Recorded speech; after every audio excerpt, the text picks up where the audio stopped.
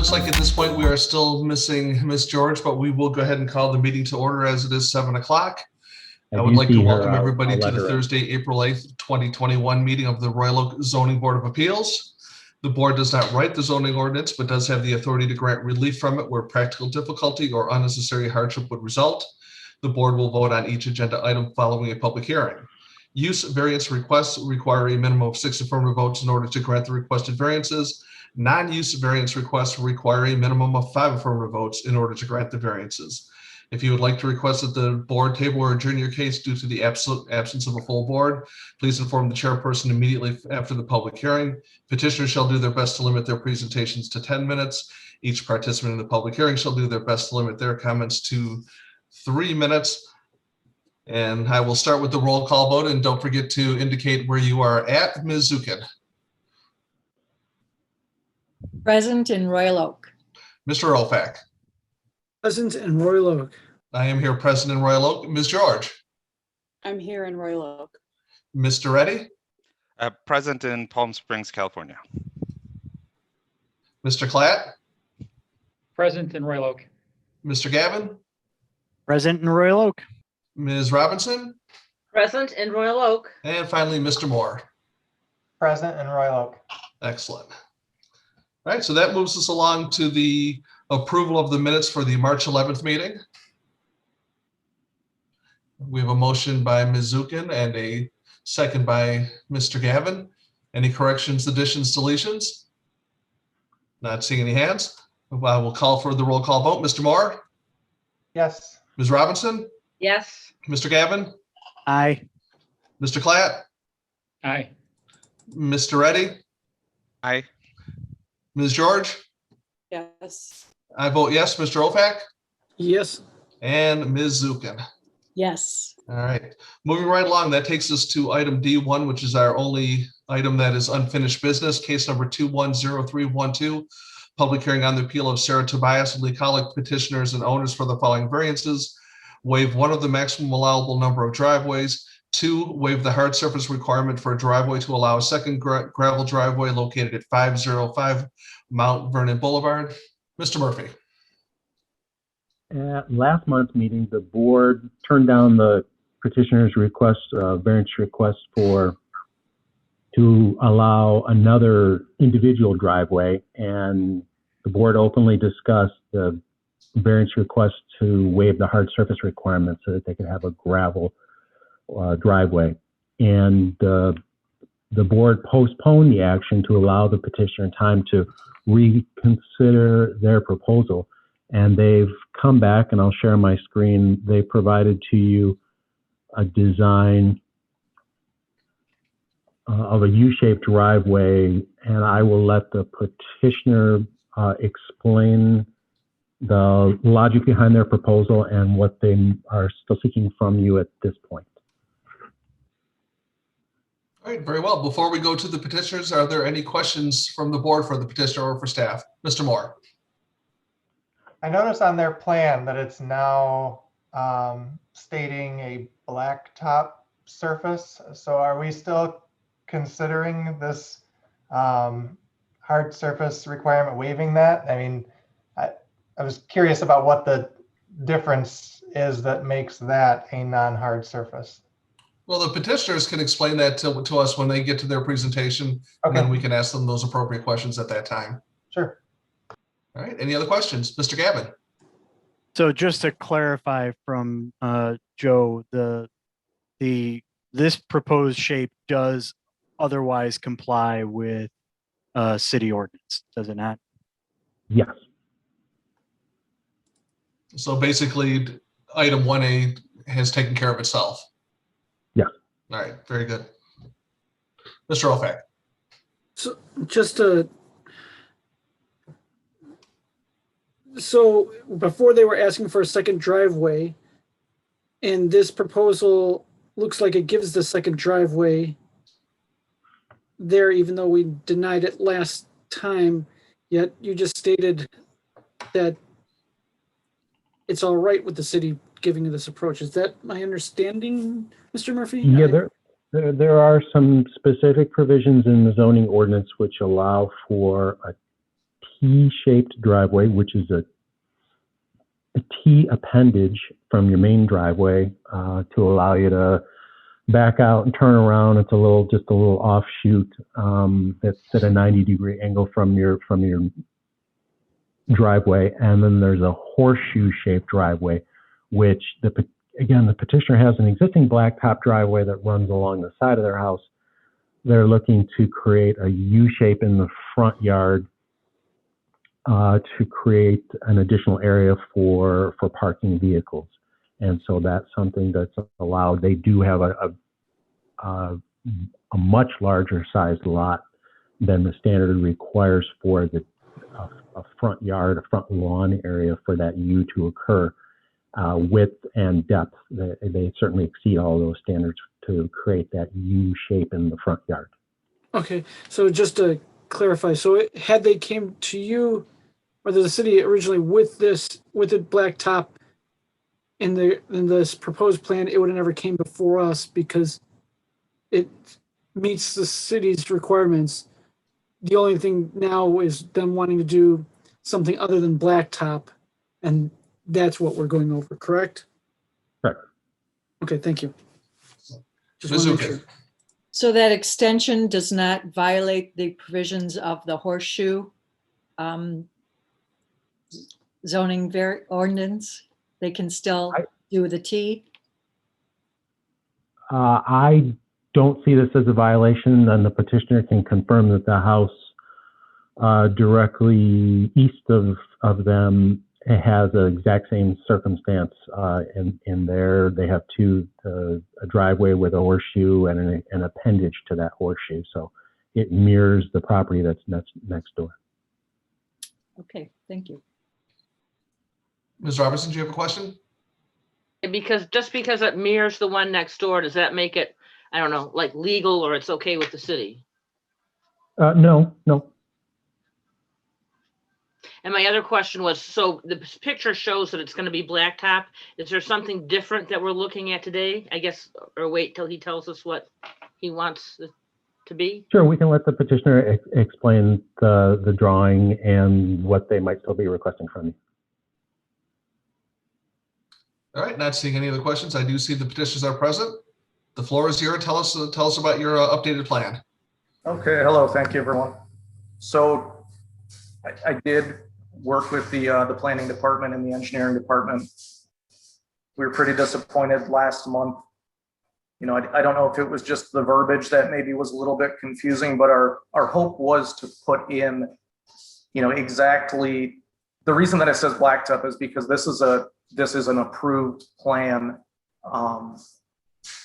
as of right now to do it the way that it's shown. So it was our hope that we could do this exact same plan minus that connector in the middle. That's what we were requesting last month, was to put in this approved driveway without the middle connector, which was why my whole, you know, speech had been kind of directed towards, you know, we felt that we wanted to put in less driveway than whereas now, unfortunately, you know, we would be required to put in more driveway.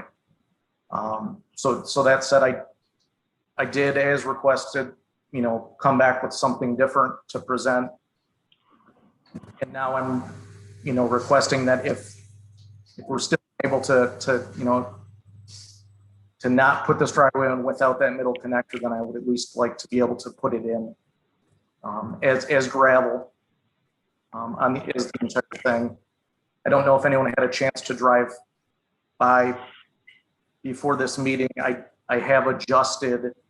So what it currently looks like right now is exactly what the same size is shown on this drawing, just without that circle connector, which I will add if required. So the only difference would be that material that's not going to be the finished material. It would be limestone on top of that if I'm allowed to go, instead of just the milled concrete that it is right now. Or if it's denied, then it would be, you know, blacktop on top of that. So I did talk to, you know, an arborist about potential damage. You he said that the majority of those trees are in good health. There are two of them that, are not as healthy, which regardless of what we do or don't do, are going to need attention of some kind in the future. He said the bigger issue is it's just the soil compaction more so than just driving over it. So and then it doesn't allow rainwater to come through. I guess the other thing I'd like to add is, maybe that wasn't mentioned last meeting, was that I did send out pretty much the same packet that I had presented to the board, to the other 17 houses on the block. And I did have I didn't receive any negative comments, which I guess is probably pretty common. I guess the people who are opposed don't respond, but I did receive, a vast majority of people in favor of this, because it would be, it matches the street, right? It's a gravel road. It would help out with the the drainage and so on and so forth. So. All right, excellent. Does anybody have a question for the petitioner? All right, not seeing any questions. Mr. Moore. So just to be clear, you're not seeking what's on the drawing. You are seeking to still do gravel if you can get that approved, right? Correct. What is shown in the picture is that's a currently permitted and approved plan. So what I would like to do, I would really like for you to say, hey, you don't have to put in that circle connector. Maybe we misunderstood what you were asking for last month. But at the very least, I would absolutely like to be able to do it in that limestone gravel if possible. So. Okay, thank you. I think I saw Mr. Ofac. No, I thought we were about to go to discussion. I was going to bring up a question to Joseph then. So I'll wait if there's any other questions. All right, any other questions for the petitioner? Mr. Gavin. I don't really have a question. I just wanted to say thank you for putting it was a good package you had put together. I did really appreciate that. And Absolutely. I know you put a lot of effort into this, so I do really appreciate the work you put into it, because it was a nice package. Thank you. All right, not seeing any other questions. Mr. Ofac, did you want to jump over to Mr. Murphy? Yes, I believe, I might be wrong maybe with my recollection, but I think last time I was the one who was to deny the second driveway. And now, after understanding that the city would have approved it, had it, because of the size and everything, had I known that, I would have not gone that direction. So is there, if we wanted to grant both variances requested, is that doable, or do we have to, how do we undo if? I think it would be wise for you, as the maker of the original motion to deny the second driveway, you can make a motion to rescind your previous action, and if it has support, there can be a vote, and you can then discuss the proposal and vote on the original proposal. Okay. All right, then I would like to make a motion to rescind the original motion to deny the second driveway variance as previously had voted upon last meeting. All right, we have a motion by Mr. Ofac. And we have a second by Mr. Moore. Does anybody have any questions on the motion? All right, Mr. Gavin, I'm sorry. I actually pulled up the minutes because I was looking at something else and I still had them up, so I have it right here.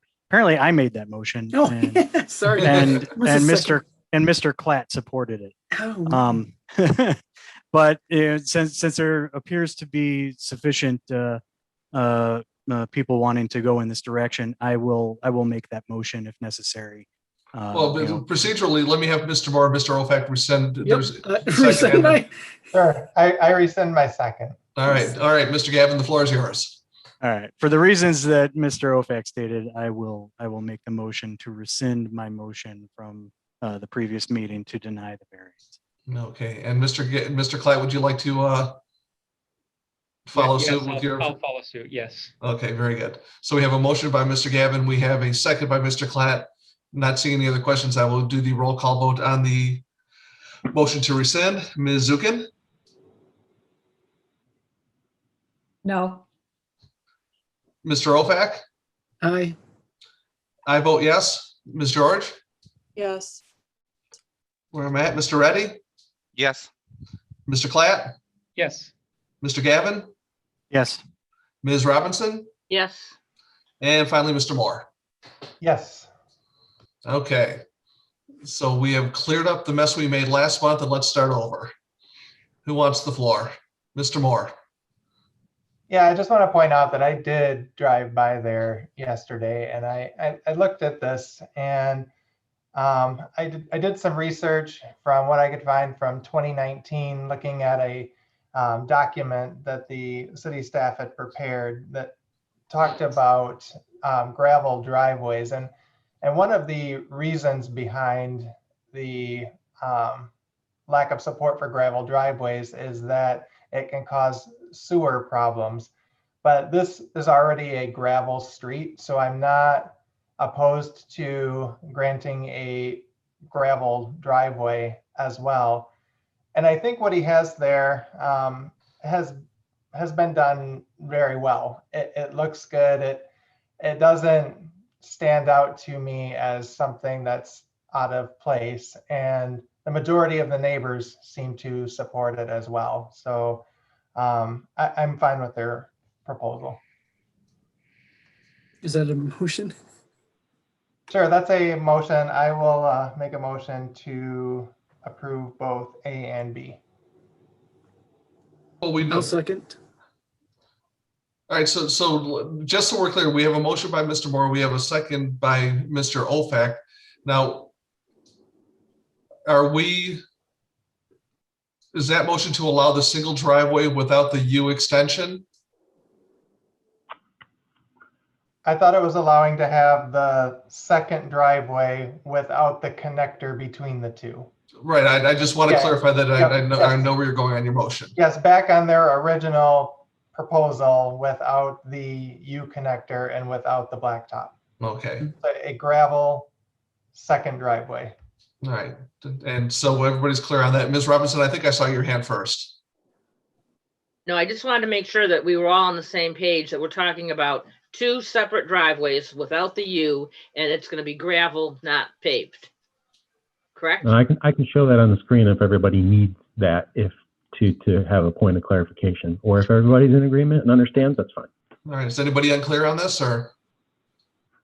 All right, that being the case, then we do have a motion, we have a second, and I will start the roll call vote. Mr. Moore? Do Yes. we want any more discussion on it? Yeah. Oh, I'm sorry. I thought that had been exhausted, so let me go to Ms. Zukin, my apologies. Yeah, I just want to make it clear that I did understand last month's motion. I don't have a problem with the gravel. But I just think the ordinance is pretty clear about, it's silly, but it hasn't been changed. And that's the only reason I'm opposing it. Well, in that spirit, the only reason I'm actually going to vote for this is because it seems a bit inconsistent that you can't have a single second driveway, but if you create even more hard surface, then you can have it by connecting it with a U or a T or whatever. I think what we've discovered more than anything else, that there's an anomaly in the ordinance that maybe needs to be addressed moving forward. Yes. Mr. Ofac. That as well as I have no problem with using the gravel that they are proposing. With it being the type of street that they have, and it's not a concrete street, that gravel blends in with the rest of it, as well as it's better for runoff. Instead of, if you had a blacktop there, you'd be having more pervious surface or impervious surface instead of pervious surface. So therefore, the gravel will allow drainage to occur better. And also because it will not be black, it won't be heating up the ground and the soil underneath it, which is probably better for the trees themselves too. So because of those, I definitely don't have a problem with them using gravel. All right, any other comments? All right, not seeing any. Let's do the roll call vote. Mr. Moore? Yes. Ms. Robinson? Yes. Mr. Gavin, Yes. Mr. Klatt, Yes. Mr. Reddy, Yes. Ms. George. Yes. I vote yes. Mr. Ofac, Yes, I, and finally, Ms. Zukin. No. All right. All right. The motion passes. We certainly appreciate your patience. Thank I you think very we much. took a roundabout way to getting to the right answer, but again, thank you so much for working with us and being patient. We really appreciate it. All All right, thank you, everyone. right. Have a great night, you guys. You as well. Okay, so moving on to our first item of new business, item E1, which is case number F210402, public hearing on the appeal of the Detroit Zoological Society petitioner and owner for the following variances. A, to waive 3.5 feet of the maximum permitted six-foot fence height along Woodward Avenue, and B, to waive 3.5 foot of the maximum permitted six-foot fence height along West 10 Mile Road to allow construction of a 9.5 foot tall aluminum picket fence located at 8450 West 10 Mile Road. Mr. Murphy. All right, I'm going to share my screen to give a clearer understanding of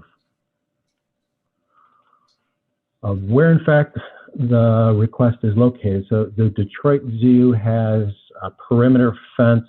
As you can see, it's a less than a 6 foot tall aluminum picket fence that's along the perimeter at 10 Mile and along Woodward Avenue. And they're looking to replace those two segments with a taller and denser picket fence. The fence ordinance allows a maximum height of 6 feet, and the petitioner proposes to install a 9.5 foot tall aluminum fence. Again, it's got a denser picket, smaller opening space between it. And the petitioner, there are several representatives from the petitioner present, and they can detail the reasoning behind their request to go taller and the unique design underground as well. And for the board's knowledge, we did not get any public comment with regard to this request. All right. Any questions for Mr. Murphy at this point? All right. Not seeing any. I see we have a handful of reps here from the Zoological Society. Who wants to go first? Hi, I'm Danielle Catteray. I'm an architect here in Royal Oak. The zoo hired me to help them through this process. The issue with the current fence is that they've been having a lot of trouble with foxes getting in, and it's been particularly bad in the last year, which has made this much more urgent of an issue. So as you saw, the previous fence was less than 6 feet and the pickets were wider spaced. So that's not really keeping animals out the way they need. So this new fence that's designed comes from consulting with experts on zoo habitats. And well, first let me note that the AZA, the Association for, excuse me, the Association for Zoos and Aquariums, they have actually changed their requirements to a minimum of 8 feet tall for fences too. And the Detroit Zoo maintains accreditation with them. So at minimum, we'd be looking at an 8-foot fence regardless. But because of the specific issue they're having with the foxes, they've consulted with some other experts to really hone in on this specific issue. And that has led us to this fence design. So it is taller than the 8 feet. And obviously it's taller than the Royal Oak ordinance allows. But this was determined that this would really, help mitigate the problem. So the pickets are a similar 1x1 powder coated aluminum tube, but they are closer. So there's only, just under 1.5 inches in between them. And then the horizontal pieces, it was determined that a 4-foot spacing would keep foxes from getting onto one and being able to leap to the other and ultimately being able to leap over the fence. So that's kind of driven the height. Yeah, then I think somebody mentioned there's also going to be dig barrier under the ground to keep any animals from burrowing under. Again, the whole thing is going to be a similar powder coated aluminum black like the existing one is. The gates, I believe, are more closer to this. They're under 2 inches of spacing because that's kind of a current standard too, along with the 8 feet. So this new fence will be kind of similar to the gates that are already there, but certainly different, you know, a little bit different from the existing fence. I am joined by Jerry Van Acker, the COO of the Detroit Zoo, as well as Sean Tharp, the construction project manager. They may want to add something, or if you have any more specific questions, they're also here to answer. Mr. Gavin, I see you have a question. Nope, that was just me adjusting my microphone. Sorry. Okay. All right, Mr. Ofak. What's the height of the current brick columns along the fence there at the gate entrances? Do you know? The height above the grass you're talking about Yeah. on the freeway side, service road. Yeah. Yeah, that's about a foot and a half above grade. No, I meant like how the top of those brick columns for at the entrances where the gate's at. Talking about the brick wall itself. Yes. Oh, those got to be, Jerry, you chime in. Those got to be at least 10 feet, I would think, isn't it, Jerry? Or am I a little off on that? Actually, it varies from 10 to 12 because there's a grade change along the 10-mile service drive. But I think he's talking about gate 0, the columns, Sean. Yeah. Oh yeah, those are those are about 12 feet, I would say. Okay. I was just trying to understand if this fence was that height or if it was below it, because with the pickets being so close together, it's going to almost feel like an aluminum wall going up around it, which I can understand. You're trying to keep the foxes out. Well, right. The only other option is if Royal Oak and Huntington Woods quits breeding foxes.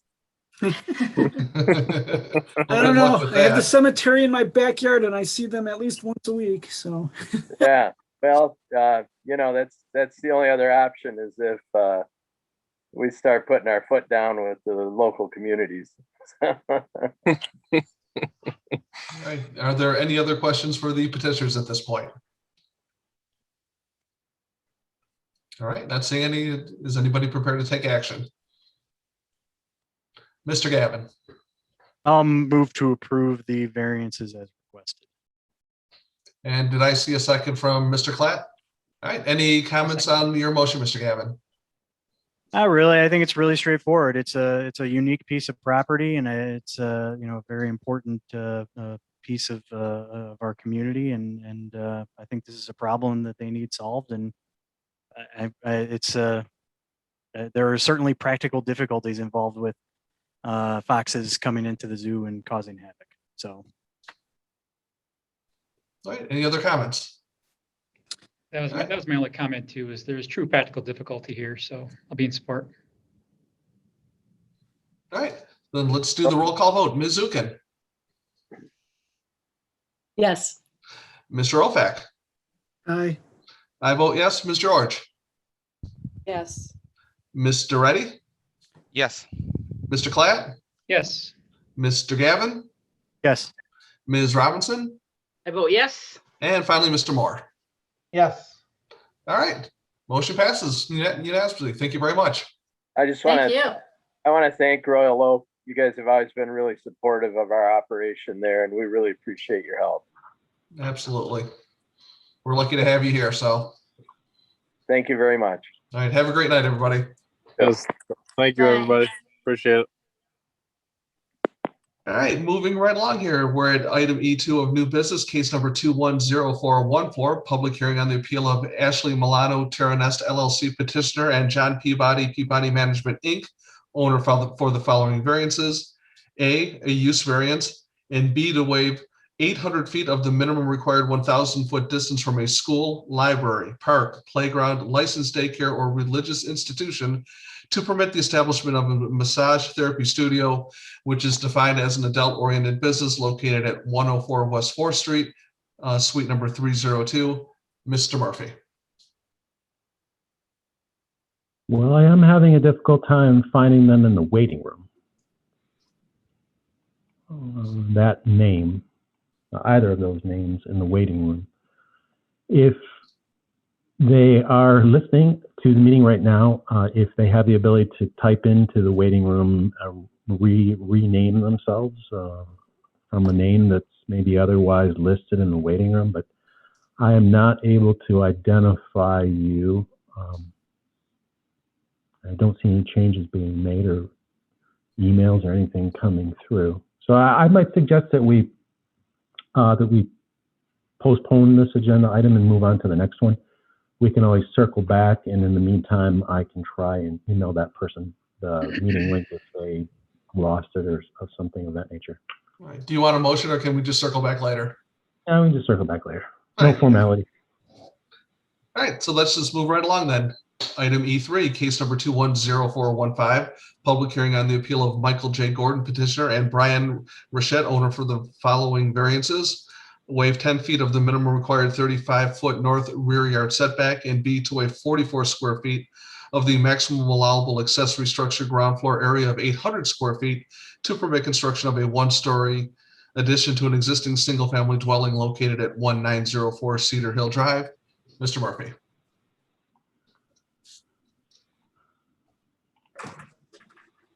Aye. All right, I'm going to share my screen and we can go through their request. There's an existing one-story single-family home on the site with an attached garage, and that's a side entry attached garage.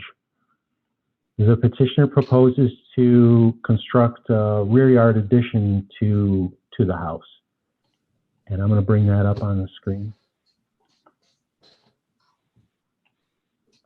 The rear yard addition creates an additional bay for an expanded attached garage, and along the rear of the house is an expanded footprint to create additional living space. And the item that is in question tonight is the 380 square foot covered rear porch patio area, and that is an extension of the main roof line of the house. And I want to get to the elevation to give you a clearer understanding that it's not an enclosed space, but it's a covered porch, again, with the same roof line as the house, that's accessed from a door that leads out to it from the living space. And there are provisions in the zoning ordinance. There are provisions, if I can scroll down one more page, slowly but surely. There are provisions in the zoning ordinance that prevent living space from being no closer than 35 square feet, or 35 feet from a rear yard setback.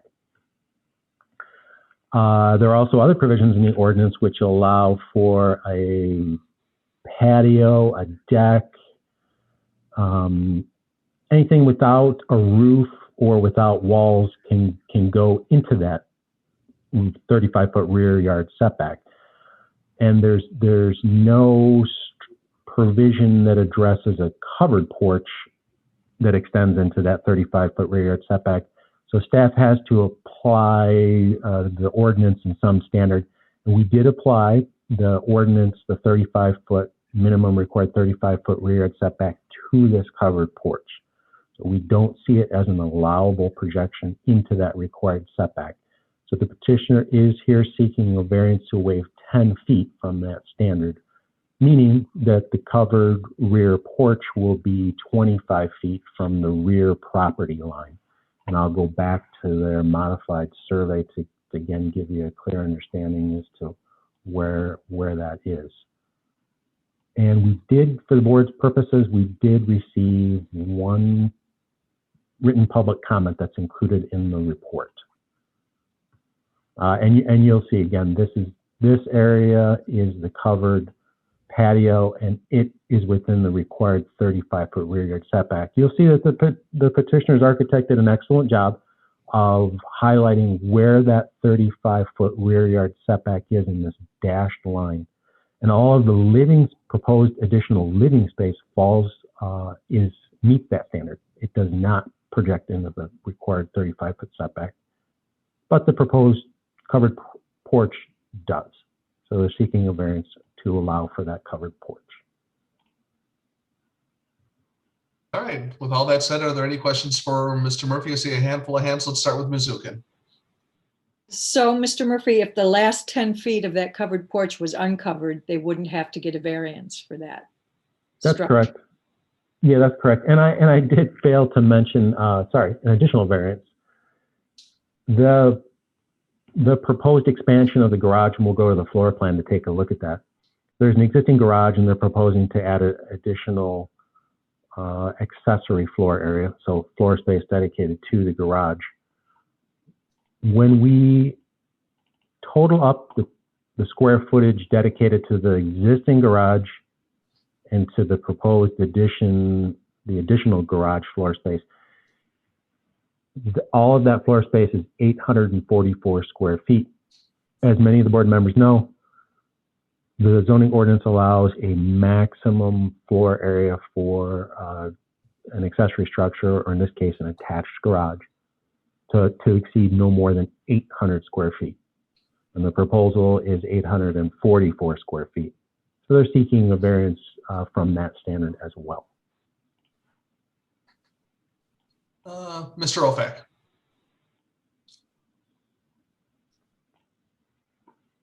Sorry, I was muted. Joseph, I might have missed it, but how much the proposed lot is all under the 30% lot coverage? Correct. Correct. So, and that doesn't, that includes the porch and stuff like that? Yes. No. Okay, just making sure. Mr. Gavin. Did I see that this is zoned large lot residential? I thought I saw that in there. I just couldn't recall. Yes. Yes, it is located in the one family large lot residential zoning district. You are correct. Okay, thank you. And that may be leading your mind to some of the conversation that the Planning Commission and the Zoning Board of Appeals had at the joint session with regard to the maximum allowable accessory floor area and percentage and number, the 800 square feet, in that zoning district versus another one, and whether there was a conversation to be had about modifying that. And staff did some extensive research for the Planning Commission, and we presented that to the Planning Commission several months after your joint meeting. And the Planning Commission decided not to proceed forward with any modifications at this point in time to allow for an increase percentage-wise or in excess of 800 square feet to allow for more accessory floor area. They didn't feel as though it was warranted at this point in time. Oh, thanks for that information. I think I missed that must have missed that Planning Commission meeting. I try to watch Ms. them, George. I don't get them all. That easement in the rear lot line in the back, is that a utility easement, or is that something that multiple residents use? I will let the petitioner address that. I don't know that off the top of my head, and perhaps the architect is aware as to whether that's a utility easement. Seems too small to be a underground. I'll show my screen so everyone's aware of your astute observation. You referred to the 4-foot easement. I'm going to go into the presumption that's related to an overhead utility and not an underground sewer pipe. Sewer, if it was sewer, it would be much wider easement than that. Thank you. Any other questions? All right, not seeing any. I see we have a couple sets of petitioners here, so whoever wants to go first, the floor is yours. Yeah. Okay. Good evening. I'm Michael Gordon. I'm here today representing the owners who are also with us tonight, Kate and Brian. And as Mr. Joseph articulated, we are requesting 2 variances to this ranch house. One is the 10-foot rear yard setback for the covered porch, and then the 44 square feet for the maximum allowable 800 square foot accessory structure. Exciting news for the family. We're expanding the home because they are expecting a new child and expecting specifically next week. So this is very close to her due date. So obviously with this family, they have other children and they want to expand the home.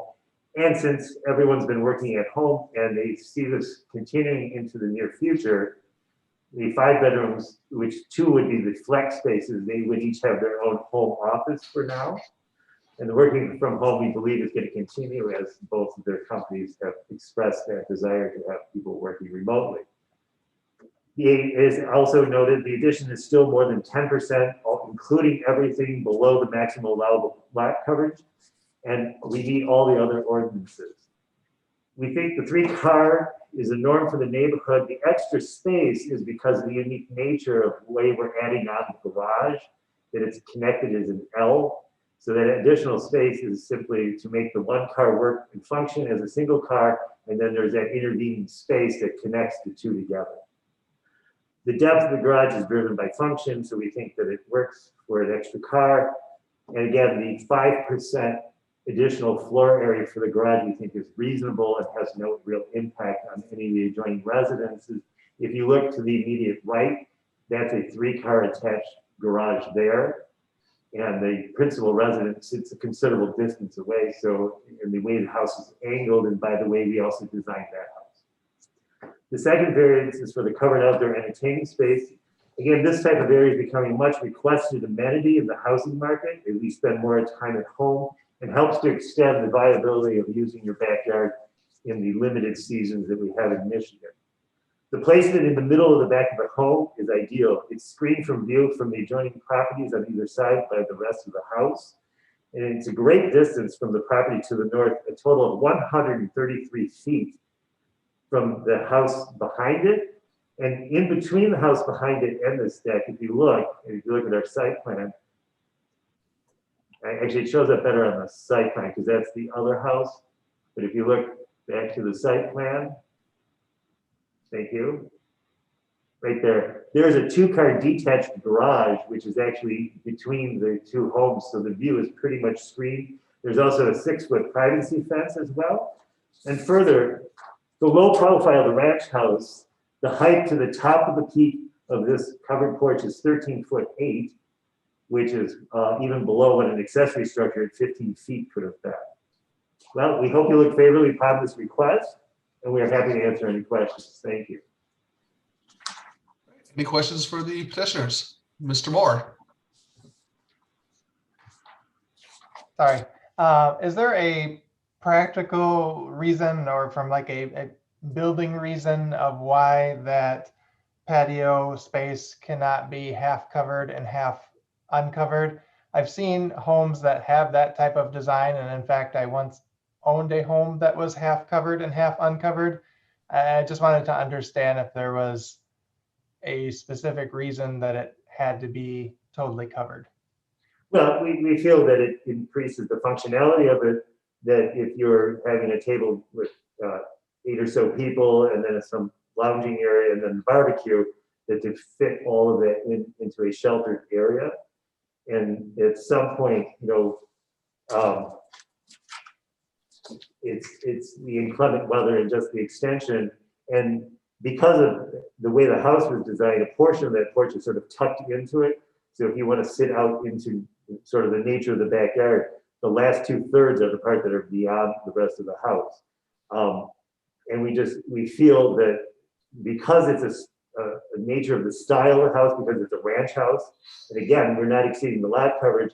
If I could have moved the house over, we have room to the side, but that's not the practical place to put something like this.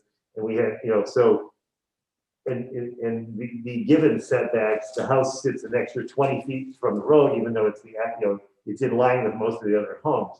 If I could have shifted the house forward 10 feet, but because it's already existing, we could have done that. And then the flow and function, it just for the longevity of what they want to do with this house with their family. And it just seems that, and the furniture is just a suggestion, but it gives them the opportunity to entertain and to have, everyone has a friend over, there's maybe 8 or 9 people there. So we just felt that this was the good solution. And we didn't want to put it behind the family. There's a whole combination of thoughts that went into this. And we looked at a lot of alternate solutions, including that. So. Thank you. Any other questions for the petitioners at this point? All right, not seeing any, I will go ahead and bring it back to our side of the table. Is anybody prepared to take action? Mr. Klatt. I'll make a motion to approve both variance requests. We have a motion. And I see a second from Ms. George. Mr. Klatt. I think in regards to number 1, I think in most other cases I may be against the encroachment to the rear yard, but this is a pretty unique sighting. And I don't think that the way it's sited, I think it will be obscured, and it's generally hollow if you want to consider that. So I think it will be obscured from view from all 3 sides. So I'm okay with that. And then number 2, this is a large lot and it's only 4.5% for the total accessory structure. So I believe this lot can support it. All right, Ms. George, any follow-up? Not really, just the fact that the percentages don't seem excessive and it's a large lot. Mr. Gavin. I was already coming into this meeting thinking I was going to be in favor of this, and I am here. And I thought it was interesting, Mr. Murphy's point that the zoning ordinance doesn't really cover covered porches scenarios like this. So that kind of just solidified my position even further, because I think it's a fair use for it. And I don't think it's I think it would be a practical difficulty to forbid them from having a covered porch like that. So that's where I fall. All right, any other comments? Yeah, and my head is sort of in the same place as Mr. Gavin said. I mean, frankly, when prior to the meeting, I was 50-50 on the fence. But the more I think about it, the fact that the city determined, but for a covered roof, it is now considered a livable space, which in reality, there's no plumbing, there's no heating, there's no cooling. It's just an open air space. So I'm not quite sure our textbook edition of the city's definition of a living space is actually practical in terms of what's actually being proposed here. And so I see that as a bit of a difficulty for the petitioner, where the city's putting them in between a rock and a hard place because of our definition. So I'll be in support of this motion as well. Any other comments? All right, not seeing any. Let's do the roll call vote. Mr. Moore. Yes. Ms. Robinson. Yes. Mr. Gavin. Aye. Mr. Klatt. Yes. Mr. Reddy. Yes. Ms. George. Yes. I vote yes. Mr. Ofak. Aye. And Ms. Zukin. Yes. All right. The motion passes and you're all set. Thank you. Thank you so much. Thank you. Thank you. Thank you. And have a great night. Thank you. All right, Mr. Murphy, any news on the number 2? Yes, and they are now present and they're in the meeting, and so we can circle back to the prior case. Okay, prior to me circling back, Ms. Zukin, did I see your hand? Oh, I thought you were trying. Okay, my apologies. Okay, so let's go back to E2 then, which is we're on my case number 210414, public hearing on the appeal of Ashley Milano Terra Nest LLC petitioner and John Peabody Management Inc. owner for the following variances: A use variance, and B, to waive 800 feet of the minimum required 1,000 foot distance from a school, library, park, playground, licensed daycare, or religious institution to permit the establishment of a massage therapy studio, which is defined as an adult-oriented business located at 104 West 4th Street, suite number 302. Back to you, Mr. Murphy. All right, this site is located and is shown on the screen, probably very familiar to everyone on the board, that it's at the corner downtown on 4th and Main. It's located in the city's central business zoning district. The petitioner is looking to occupy a 3rd floor tenant space, which is roughly 410 square feet, to offer massage therapy services. Massage establishments that do not operate under the direct auspices of a licensed medical professional under our ordinance are regarded as an adult commercial enterprise. The central business district doesn't allow for adult uses neither as a permitted use nor as a special land use.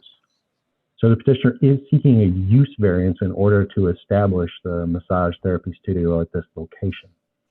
It's subject to those specific standards that govern adult uses, in that it must be a certain distance from certain uses. Those include parks, religious institutions, playgrounds, childcare facilities, schools, etc. You'll see on the screen in front of you that it can be no closer than 1,000 feet from the nearest one of those that I had listed. And the closest one being, and I'm going to zoom in, the closest one being the little pocket park that the city has adjacent to the parking structure along Center Street, Eagle Plaza. That's the nearest, and that's located about almost exactly 200 feet away. So the petitioner is seeking a waiver from that 1,000-foot standard so that they can establish their use at this location as well. We did receive 3 written comments that have been attached to the online agenda. We did not receive any audio comments for the board's consideration. Any questions for Mr. Murphy at this point? Mr. Reddy. I didn't so much have a question as I wanted to disclose that I have a connection to this case. A business that I'm a partner in leases office space in the building, but since I don't stand to gain financially from this variance, I don't believe I need to recuse myself, but I did want to disclose that to the other members. We appreciate that. I'm going to make another point before we move on. Similar to the previous case, at the joint meeting several months ago between the Planning Commission and the Zoning Board of Appeals, one of the topics that was discussed were the provisions regarding adult uses and whether there may be some opportunity to amend the ordinance to modify which uses are identified as adult uses. That was a conversation that was had, and the Planning Commission did discuss that independently at a meeting following the joint session. And the Planning Commission did make a determination not to proceed forward with reviewing any suggested modifications to the current ordinance provisions. They did recognize the conversation that was had at the joint session, but they decided not to proceed forward with making any proposed amendments to that provision in the ordinance. All right, thank you for that clarification. Any additional questions for Mr. Murphy at this point?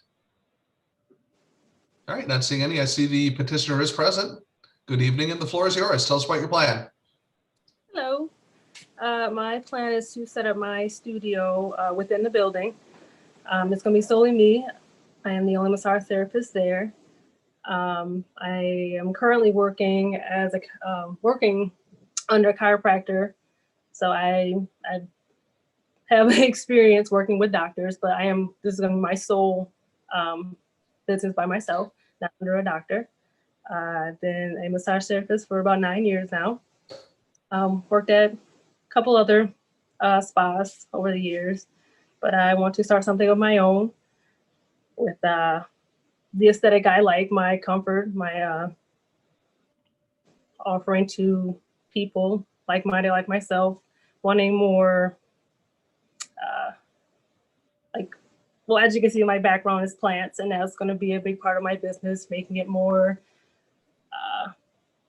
comfortable, earthy massage aesthetic, which a lot of massage businesses don't currently have right now. And I feel like plants bring something very important to calming people. But right now, that's my plan. And I'm hoping to operate within the building. Does anybody have any questions for the petitioner? Mr. Klatt. Just a quick question. I think you mentioned this in your report too, or your write-up. to the board.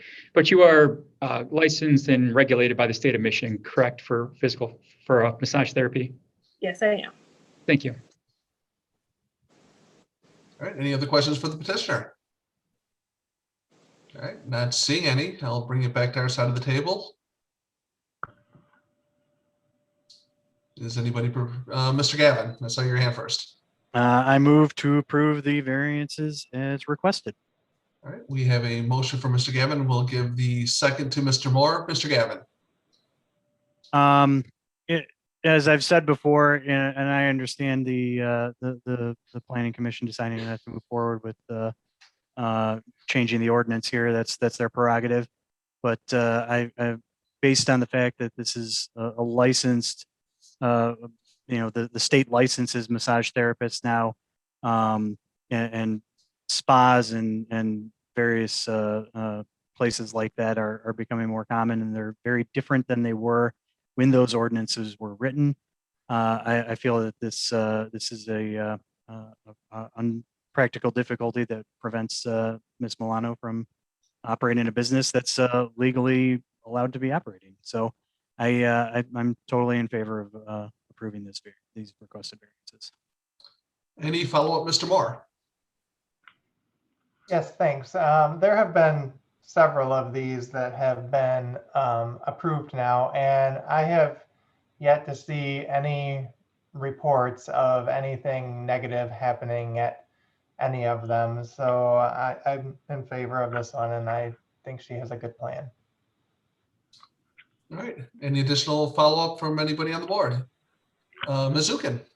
I would just add that the petitioner has worked with a chiropractor before, and if she was working with one now, I don't think she would need the variance as far as the use. So I won't be opposing this at all. All right, not seeing any other hands, and I will go ahead and do the roll call vote. We'll start with Ms. Zukin. Yes. Mr. Rovak. Aye. I vote yes. Ms. George. Yes. Mr. Reddy. Yes. Mr. Klatt. Yes. Mr. Gavin. Yes. Ms. Robinson. Yes. And finally, Mr. Moore. Yes. All right, ma'am, you are all set. Your motion passes unanimously. How soon do you think you'll be in business there?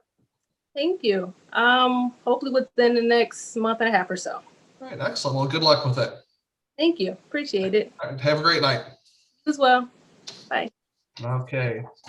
So moving right along, where are we at here? We are at Glenview. Yes, we are. Okay, so we have, this is item E4 of new business case number 210416, public hearing on the appeal of Laura and Bradley Kruger, petitioner and owner for the following variances. A, waive 608 square feet of the maximum allowable accessory structure ground floor area of 800 square feet. B, waive 1.6% of the minimum allowable accessory lot coverage of 10%. C, waive 2 feet of the maximum allowable height of 15 foot for an accessory structure. And D, to waive the prohibition of a combination of utilities in an accessory structure to permit removal of the existing detached garage and construction of a new 1,408 square foot, 17 foot tall detached garage located at 3213 Glenview Avenue. And Mr. Murphy. All right. As you can see on the screen in front of you, the site's improved with a one-story single-family home, a driveway along the side of the house that leads to a detached garage in the rear. And the petitioner is proposing to remove that garage, and I'll zoom in on their sketch that they provided. Still utilizing that same driveway extended along in the extended side yard setback of the house. The driveway flares open and past the house to a new garage, which has a footprint of 44 feet wide by 32 feet in diameter. 32 feet in depth. And that results in a ground floor area of 1,408 square feet. As we previously discussed in 2 cases prior, the zoning ordinance allows for a maximum ground floor area for accessory buildings, or in this case, the detached garage of 800 square feet. So the petitioner is seeking a waiver to go above and beyond that 800 square feet. And the ordinance allows for an accessory structure to cover no more than 10% of the lot. And the proposal would cover 11.6% of the lot. So they're seeking a waiver from that standard as well. I'll refer to the petitioner's floor plan and elevations for the next series of variance requests. The proposed garage measures 17 feet in height, and that is measured at the midpoint of the roof line. So it does have a pitched roof, one single roof line, and it measures 17 feet tall at that midpoint. And that's the equal distance between the roof ridge, or the peak, and the eaves. The petitioner is allowed to have a garage no more than 15 feet in height, and so they're seeking a variance to waive 2 feet from that maximum allowable height of 15. The petitioner has identified on their floor plan that the space will be used for personal use, not for a home-based business or a business operation. It does have an auto lift that's accessed from the single overhead door, and the double overhead door leads to the open space within the proposed garage. And you'll see on the floor plan that the proposed garage has a half bath, and that consists of a toilet, a sink, and a floor mop sink. So obviously the garage will have the following utilities: electricity, natural gas, and water, sewer, and Ethernet cable. Ordinance has some specific provisions which prohibit a combination of utilities within an accessory building, detached garage. And that's to prevent them from being able to be easily converted to living space or habitable space. The petitioner has identified on their floor plan how they intend on using the proposed detached garage. So if the board did grant the variance request to allow for the combination of utilities, it would be specific to the floor plan that they presented. They would not be capable of converting it to an additional living unit without coming back in front of the board for use variance in order to have a separate dwelling unit on the site. We did not receive any public comment, written or audio, for the board's consideration. And the petitioner is present and can further describe their proposal unless the board has any questions for me at this point. Any questions for Mr. Murphy? Let's start with a whole lots of hands. Mr. Moore. Yeah, Mr. Murphy, how many utilities are allowed? It's the combination, and it's at the discretion of staff to determine what's considered to the point where it's going to make it easily convertible to living space. When you have water and sewer and electricity, that has all the essential components to make it easily converted to living space. Looking at this particular floor plan, what they're proposing doesn't function as a separate dwelling unit, so there's not a request to have it recognized as a separate dwelling unit. Obviously, it's just a garage, with the components of a toilet room and water and sewer and electricity. Again, it could be easily convertible, but what they're proposing, it's not a separate dwelling unit. So all the utilities that they've referenced clearly are the elements capable of making it easily convertible to living space. Okay, did you mention natural gas too? Like that's one of the utilities they're requesting? Yes, I believe so, and the petitioner can confirm that or deny that, but if I recall, yes, that's correct. Okay, thanks. All right. Who else had a hand up? Mr. Cladd. I didn't see the size of the home's footprint in the report. I'm just trying to verify that. Based on the site plan, it looks like it's just under 1,400 square feet. So it looks like it's actually smaller than the proposed garage. Just wanted to verify that. Just based on the site plan, it appears that it's actually smaller. Let me bring that up. I do have that calculation in a separate spreadsheet, so I can bring that up easily.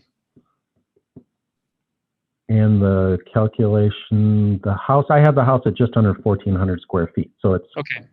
1398. right at the, yeah, I have 1,369 square feet. So just slightly smaller than the proposed detached garage, and arguably not as tall as the proposed detached garage as well.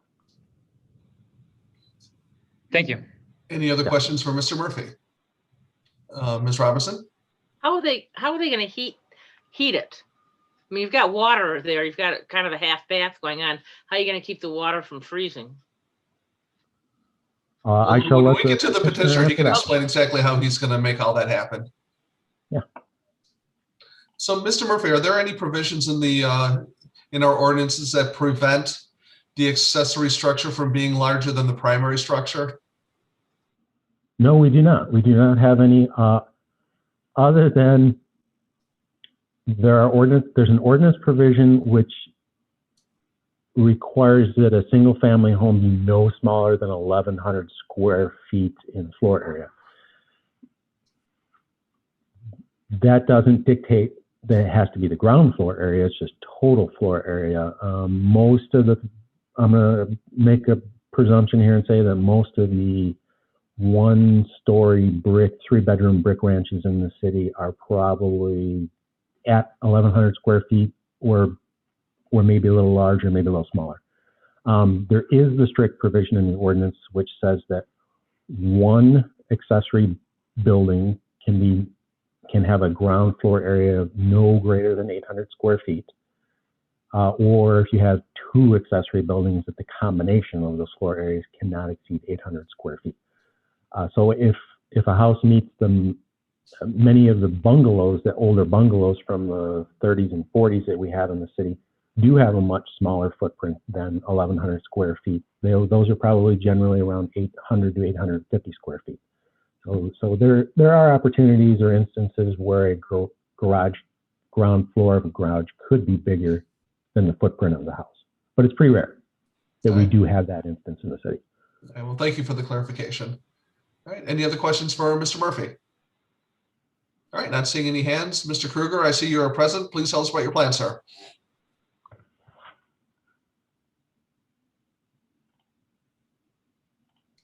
Hello, everybody. So my plans for the garage are, I am a stay-at-home dad, and my hobby is to repair or restore old cars. I do not do it for a living. It's not a business.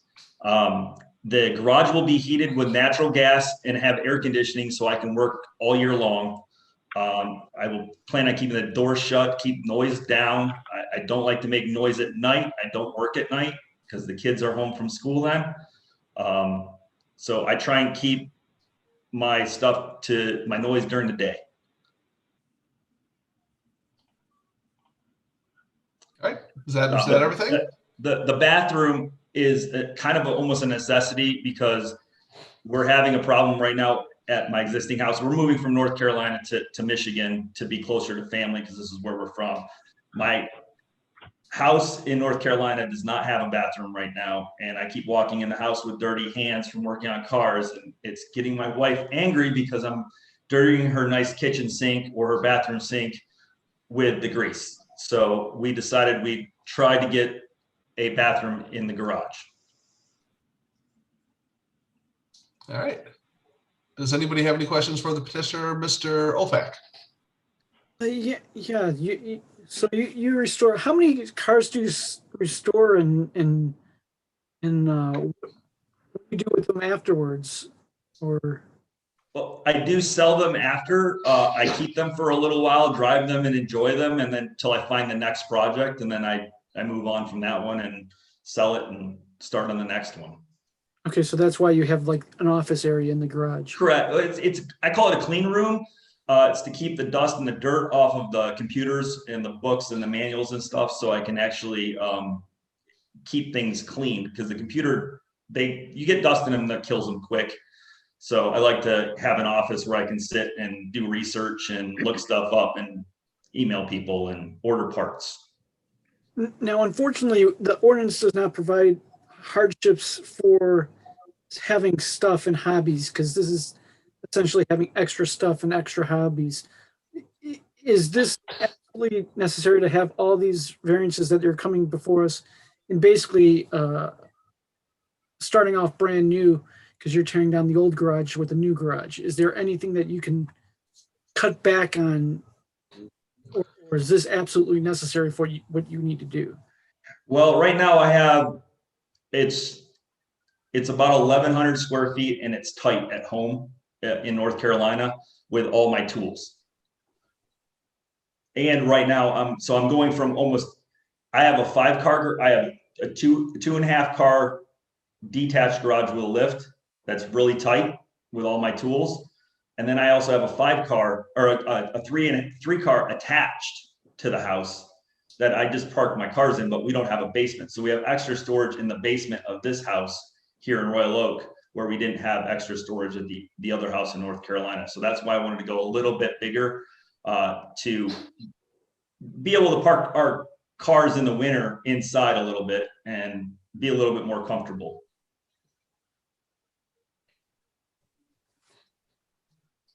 Any other questions for the petitioner, Mr. Moore? Thanks. We have been pretty strict on the combination of utilities. Is there a way that you could possibly alter your plan with giving up maybe one of the utilities to see if that could maybe reduce this a little? Like, have you considered electric heating or anything like that? Or maybe, I know you said the bathroom is not important to you, but if you needed gas heating, could you go without having the bathroom? I'm just trying to see if you've thought of ways to bring down the number of utilities. Well, natural gas is just the cheapest and easiest way to heat such a big space like that. And with being air conditioning, I could probably install a heat pump on the AC unit and maybe do it that way, but then there's no guarantee that that's going to keep it warm. And usually they do require, like, I know up here they might require a natural gas backup if it gets too cold, because you don't want it to freeze. Okay, thank you. Any other questions for the petitioner? Ms. George. The auto lift that you have in the drawing, is that like a mechanic's lift or one of those garage situations where you can like store 2 cars on top of each other? No, that is a 2-post mechanic's lift. Okay.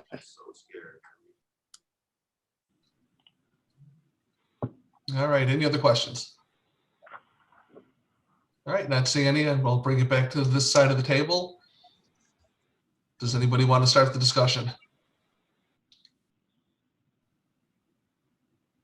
Mr. Clapp. Well, I guess the thing I struggle with is the size. I think we've approved many cases or many garages that are over 800 square feet if the lot supports it. And I think he has a good sized lot here. So I could see going over 800 square feet because we can support that. But I'm hard pressed to find cases where we've gone over 10% lot coverage.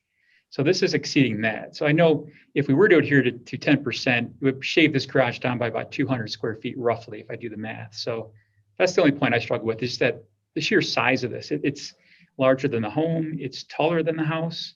It's just a big footprint. That's my only struggle. It's just that 10%. Mr. Ofak.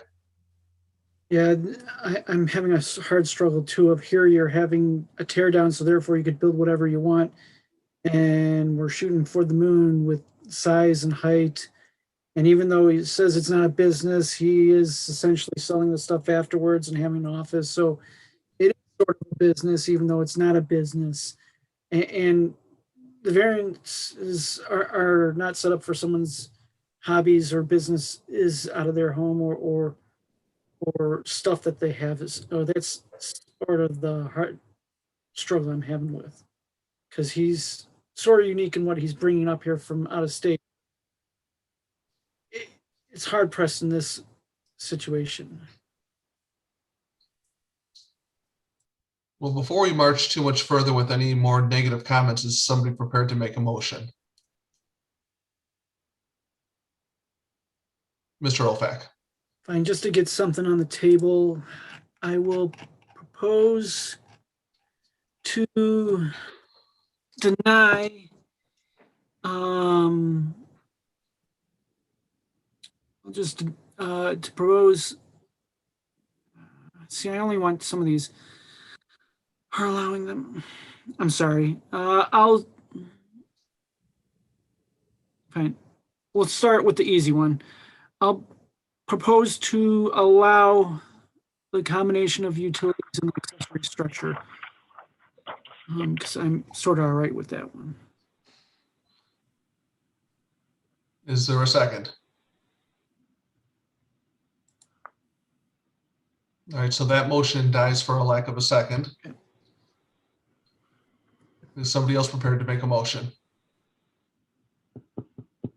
Mr. Gavin. I'm gonna, since we just did this with the utilities, and I will move to deny the combination of utilities. So that would be item number D. All right, so we do have a motion to deny item 4D. Is there second? We have a second by Mr. Ofac. Back to Mr. Gavin. We've actually had this issue recently, and I know it was a hot topic of discussion at that meeting. My reasons here are the same. I know the city really strongly wants to just discourage this type of combination of utilities, and that's basically it. I don't see the practical difficulty that would prohibit him from using the garage in a way that it is allowed by the ordinance by not having all of those utilities.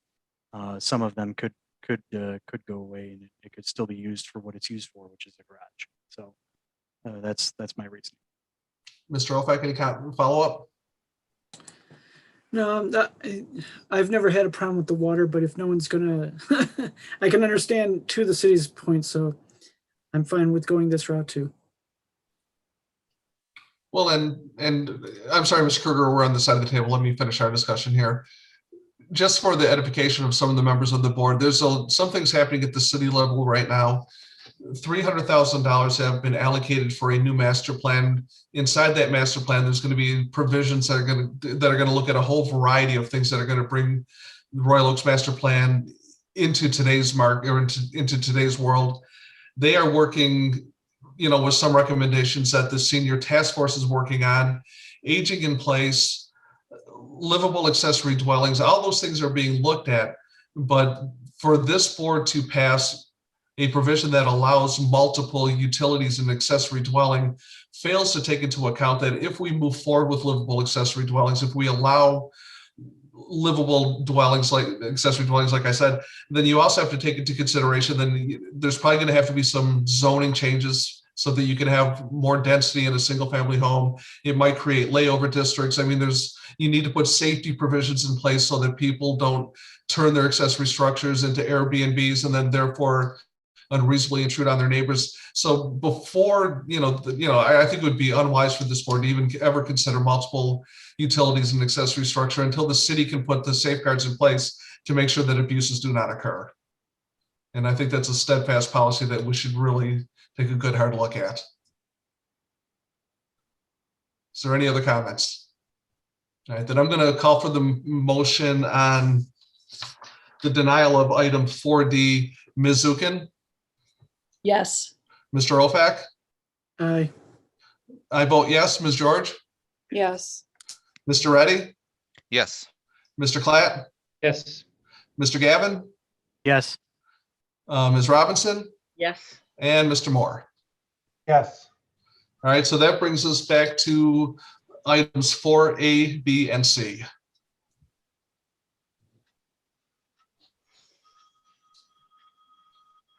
Mr. Ofac. I'll move to deny B, deny C for right now. All right, so we have a motion to, let's see, percent. In denying B, I mean, aren't you in effect denying A because one is tied to the other? It's the 608 additional square I'm feet. fine. I could be fine with it being a little bit over. I'm just not fine with it being that much over on the 800 square feet. I'd have to figure out the calculation of, like Jeff said, or Mr. Klatt said, if it was 10% over black coverage, what would that square footage be? I'm all right on that aspect. Right, because my issue with only talking about B and C is the fact that. All right, fine. Well, no, because it's really not the purview of this board to redesign a plan. Yep, okay, that's fine. Deny all A, B, and C then. I'm fine with So that. we have a motion by Mr. Hofak.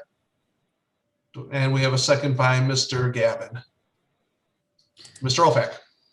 Unfortunately for the petitioner, the ordinance is not about personal hardships of stuff or hobbies. And in this case, he's got a big one that he likes to redo cars and then after a while sell them and pick on the next project. Unfortunately, this is, for his sake, unfortunately, the wrong place. And especially with this house of it being the garage almost the size of the house and taller than the house, it's just the wrong garage with the wrong location, unfortunately. And I can't see any hardships other than his lot being a little bit larger than the normal 6,000 square foot lot as to why the garage has to be that big. So because of that, I can't unfortunately support his variances requested. And I think Mr. Gavin made the second. Any follow-up comments, sir? Yeah, actually, and I seconded it, and then it occurred to me because I was kind of having the same debate Anthony was, which and per Jeff's comments, that I'm probably fine with going over. I just am not fine to this extent. So I'm wondering if maybe, and this is something I often bring up, which is giving the petitioner the opportunity to take a look and redesign and come back, because it's not our job to redesign it at the table. And I possibly would be okay with something that's a little more toned down, but so I don't know. I just wanted to raise that as an issue, but I do have a problem with that. With the variances as requested. So that's. Well, let me kick that over to Mr. Murphy. So if the petitioner came back with something that was considerably smaller than what is being proposed today, would that go around the 1-year provision preventing him from submitting a significantly similar plan within 12 calendar months? And how would you, and when I don't even know how that, where you draw the line to make that determination. Sure. Well, the board has the ability to approve less than the requested variance. So if you want to have a candid conversation with the petitioner about a threshold, a size threshold below whatever the current number is, 1,400 some odd square feet, if the petitioner is willing to, if they find it acceptable to go below it to a certain number, you can always today grant them a variance to have a smaller footprint or deny, but you do have the ability. I don't believe it's necessary for him to bring back a separate drawing so long as he is receptive to some reduced amount and the board is willing to grant that variance. I don't see it necessary to have to bring it back for just a smaller footprint if you can visualize that footprint and that number and come to an agreement tonight. All right. So with that being said, Mr. Kruger, you sort of heard the direction from staff. What say you? I'm willing to drop the garage down in square footage to make the board happy, to get approval so I can start construction in this summer if possible. Well, we don't want to tell you your size. Why don't you tell us what you think you could make work? I could probably make work about 1150.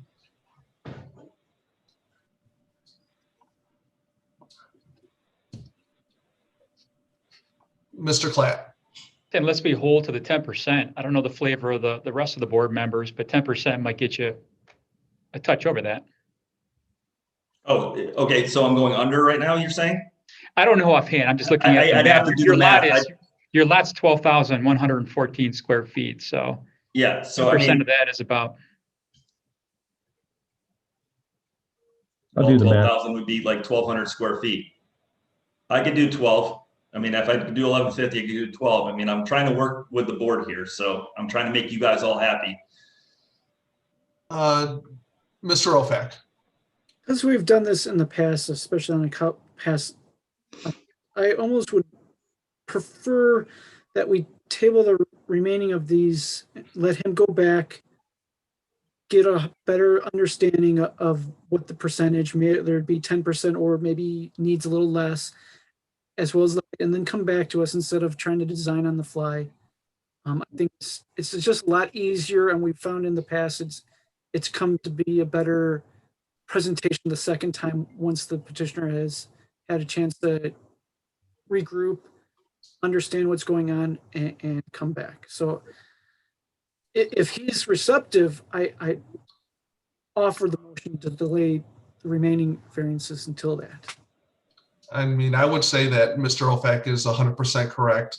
For us to design anything here on the fly is only going to lead to a substandard product. Mr. Kruger, would you be comfortable with items A, B, and C being tabled until next month?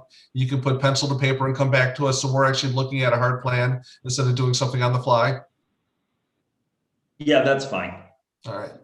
So just so I understand, the bathroom's not going to fly, so I'll take that out of the plan completely. Right. The multiple utilities are not going, you know, that's been denied. Okay. So no heat, no air conditioning is what you're telling me? No water, no sewer. Can have electricity. It could have natural gas, cannot have water and sewer. What about just the floor drain? If it leads to the sewer connection, no. Okay. Understood. There is a motion on the table if that would be appropriate to. You know, there is a motion to deny all three. So who made the second on that? Do you want to, are you willing to rescind that? Yeah, I'll withdraw my second. And Anthony, you made the motion? Yeah, I made the motion, so I'll rescind it. No problem. All right. So the board is clean. I'd like to move to table A, B, and C till next month. All right. We have a motion and a second by Mr. Gavin. All right. I think we've pretty much hammered out any discussion. Is there any additional discussion? All right, so I'll call for the roll call vote, which will be to table these three items until next month, which will give you an opportunity, Mr. Kruger, to redesign and come back with us, you know, something a little more concrete, and then we can take another bite at the apple next month. All right, so with that being said, Mr. Moore. Yes. Ms. Robinson. Aye. Mr. Gavin. Aye. Mr. Klatt. yes. Mr. Reddy. Yes. Ms. George. Yes. I vote yes. Mr. Ofak. Aye. And finally, Ms. Zukin. Yes. All right. All right, so that takes care of that. And Mr. Kruger, we will see you in a month. Thank you, Thank you sir. very much. All right, have a great night. You too. Bye-bye. All right. So that takes us to case number item E5, case number 210417, public hearing on the appeal of George Potowski, petitioner, and John Madison, owner, for the following variances: alter and expand a non-conforming structure, waive 11 feet of the maximum allowable east front yard setback of 50 feet, waive 729 square feet of the maximum allowable accessory structure ground floor area of 800 square feet, and waive the prohibition of a combination of utilities in an accessory structure to permit construction of additions to an existing non-conforming single-family dwelling and construction of a detached garage and attached carport located at 1305 Vincetta Boulevard. Mr. Murphy. Now, the site's improved with a two-story single-family home and a detached garage, as shown on the screen in front of you. Now, switch to a different screen to illustrate what the petitioner is proposing. They're proposing to tear down the existing garage and to construct an addition Okay. at same location, which would include porte cochere and living space, obviously living space above it. I'll refer to the petitioner's survey to illustrate the current setback of the house.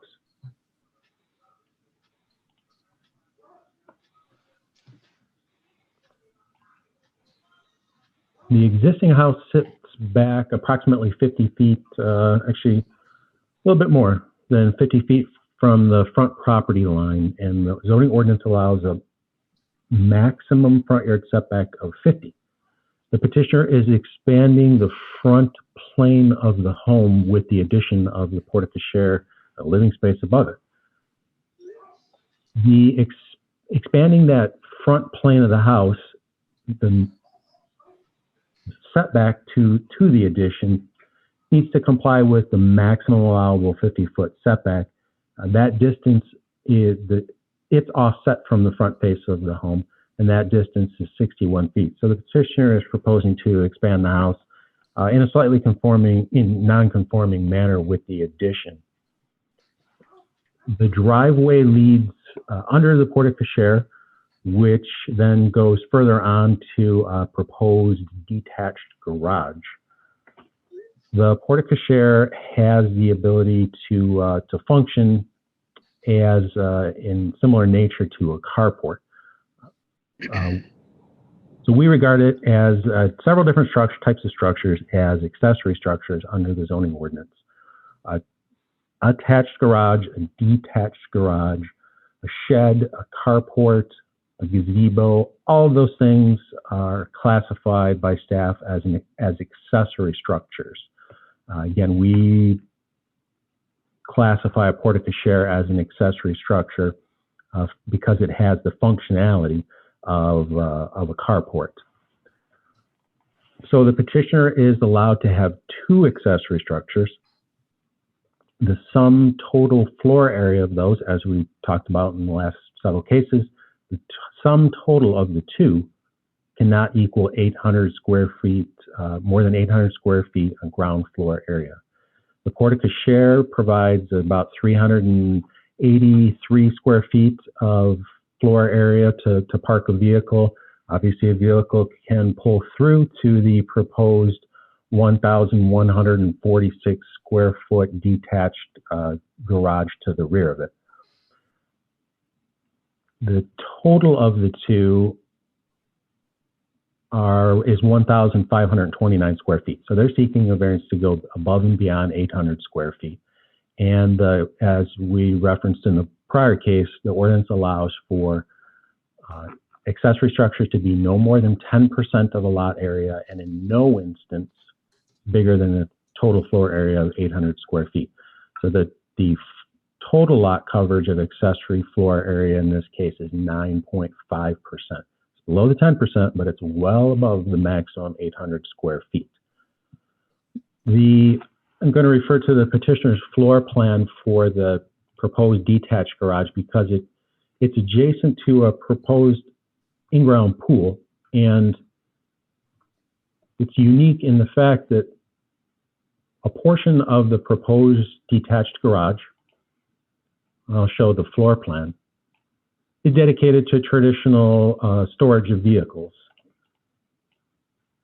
It's got an overhead door, and then there's a separate wall, separate area that's attached, common roof line, but it's not accessible from the inside of the traditional garage space.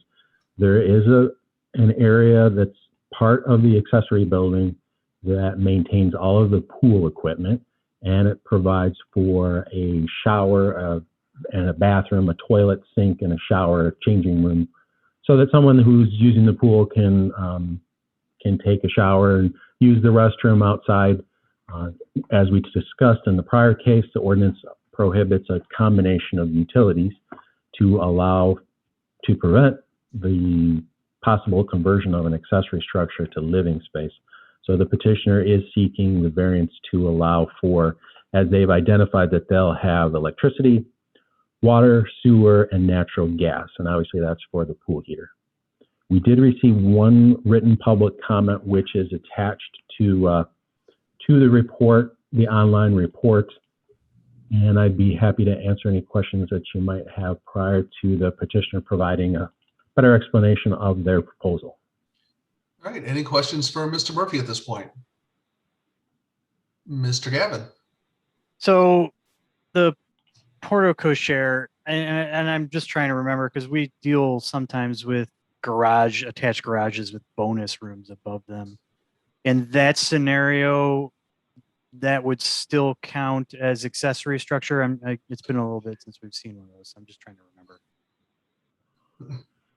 I'm sorry, you're referring to the ground floor area of the portico share? Right. So like, let's just pretend that was a garage instead of a portico share. Like, would that bonus room still up above it, that would count as accessory structure, even if it was above the garage? Not if it was accessible from the main second floor of the house. If it was just continued living space above of a garage, it wasn't an entirely separate functional area. No, we would treat it as just a second story addition to a house with an attached garage. Okay. So it's just because it's sort of a similar situation, but not really. So it's kind of, I was just kind of wondering what the difference between the two was. We don't see too many examples of this type of architectural design within the city. And staff has the unenviable task at times of trying to determine under the ordinance provisions what's the most closely associated use or how it fits under our definitions. And portico share has the functional capability of a carport, but the board certainly has the ability to look at the uniqueness of this if they believe there's a uniqueness in this particular site or this particular design that necessitates waiving that standard and recognizing it essentially as something different than a carport. Most people only have a carport. They don't have a separate detached garage. There are some instances in the city where they do lead through to a detached garage, but it's an architectural design that we don't see too often. All right, any other questions for Mr. Murphy? All right, not seeing any. I see we have a couple petitioners here. Whoever wants to go first, the floor is yours. You're on mute, sir. All right. I can't tell if George is on or not. I am. Okay. I'm gonna let George take over. All right. My name is George Petkowski. I'm the architect on the project. And just offhand, I want to bring up a couple of points which is really creating some of the hardship here with all the variances that we're trying to seek. One is that the house itself is a non-conforming structure. And I took a sort of a different look and approach to that. The front property line is curved. So if we were to take the average setback, meaning we draw a straight line at the face of the house, and then the average setback between the two ends in the middle, which are the three setbacks. The two ends are at 49.7, and the middle is 50 feet, 0.76, but the average comes out to be 49.9, which is 0.1 under the setback. Clearly, it was the intent of the builders when they built the home to be within the 50-foot setback. And I sent Joseph a new survey with those numbers on the corners of the property line and the middle of the curve, the bow of the east front property line as well.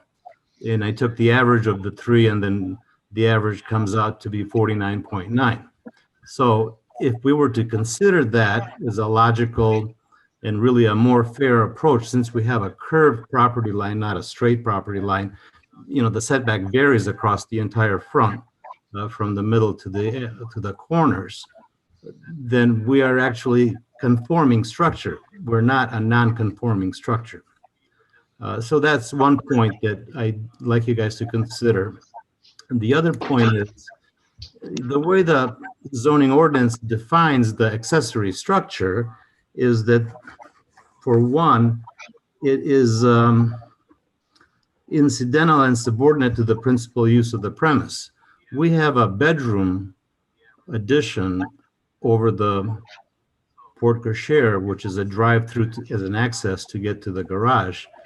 In the New England type of style architecture, it's a very common situation to have this as an access to the backyard in a detached garage, which is what we have here.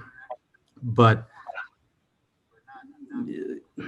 it's being considered as solely as an accessory structure, which really is just the opposite. We're adding a bedroom to the house and having an access to the detached garage. So it's how you look at it. You can look at it as a 100% accessory structure, which is not, in my opinion, or you can look at it as an addition of a bedroom with an access drive underneath it to go to the detached garage. As far as the 11-foot setback that the porte cochere is set from the face of the garage, the other parts of the house are also set back too. And I don't see anything in the zoning ordinance that dictates that the entire facade has to be at the 50-foot setback.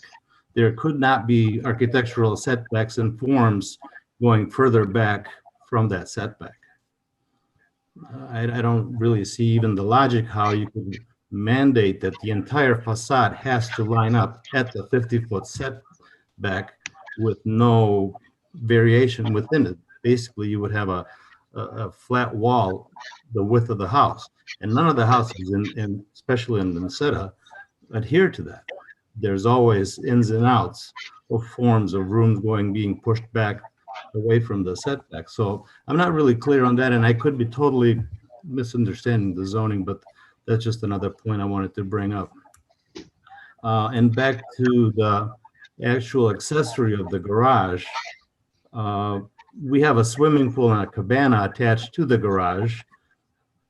And with the swimming pool and the cabana, it would be really advantageous to have a shower for hygiene, to wash up and go to the pool and then wash off your chemicals after you get done swimming. And of course, heating the pool extends the use of the pool itself during the season. We have such a short season. Our summers are quite short. Pools are fairly expensive to build and maintain. So the more uses you get out of it, I think it kind of lessens the burden for paying for it. So heating the pool is really a priority as well. And that's why we need the gas. The garage itself is strictly a garage, 3 cars. And the 4th car space will probably be used for storage for furniture, patio furniture, and equipment for lawn and stuff like that. And that's why we have that back door as an access from the backyard going into it. The cabana is separated from the garage. The garage itself is just really a plain garage. There's nothing fancy about it. The 2 cars would be tandem on the north side of the garage, and then on the south side it would be just 1 car, and then the back portion would be left open for storage for yard equipment and stuff like that. I think the lot coverage is under the zoning ordinance. The size of the accessory building itself is under the allotted area, since it is a large lot. And so anyway, if you consider those 3 points that I made at the beginning, we might be able to maybe even eliminate the non-conforming structure designation. All right, excellent. Thank you, sir. Any follow-up comments, Mr. Madison? No, I think he's got it pretty good. All right, excellent. All right, any questions for the petitioners at this point? Mr. Gavin? I don't know if you heard the previous appeal with the combination of utilities being kind of something that we as a board have historically not gone for in recent past anyway. Is there something you guys have taken a look at there, to avoid the combination of utilities for the detached garage? you know, I know, like my parents have a pool and their heater is exterior to the house. Right. And I know it's not ideal, but you know, it would be a possible way to work on avoiding that issue. And certainly we've thought of that, and that would be a sort of a forced fallback position to leave it outside and not build the enclosure around the heating pool equipment.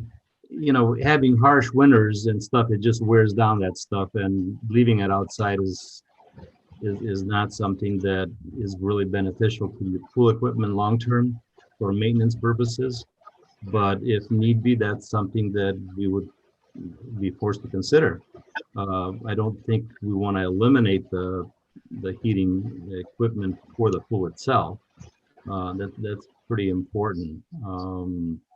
So that would be up to, I guess, additional approval if it was to be considered as an important.